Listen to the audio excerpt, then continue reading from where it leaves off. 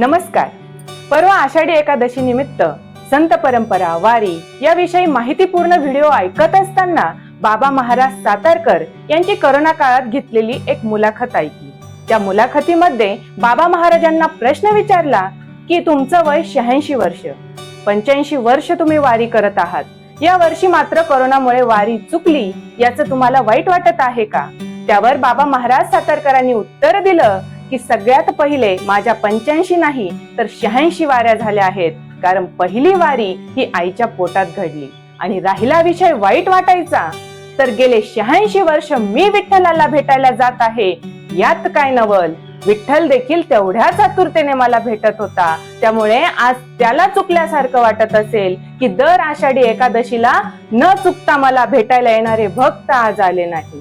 थोडक्यात बाबा महाराज सातारकरांना काय सांगायचं आहे, तर जेवढ्या आतुरतेने भक्त विठ्ठलाला भेटायला जातात, तेवढ्याच आतुरतेने विठ्ठल देखील भक्तांची वाट पाहत असतो.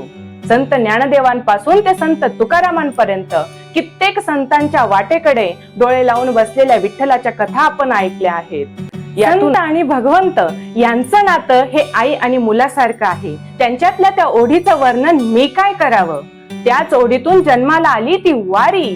म्हणूनच वारी ही जरी विठ्ठलाची असली तरी नामघोष होतो तो निवृत्ती ज्ञानदेव सोपान मुक्ताबाई एकनाथ नामदेव तुकाराम यांच्याच नामस्मरणाचा. धन्यवाद.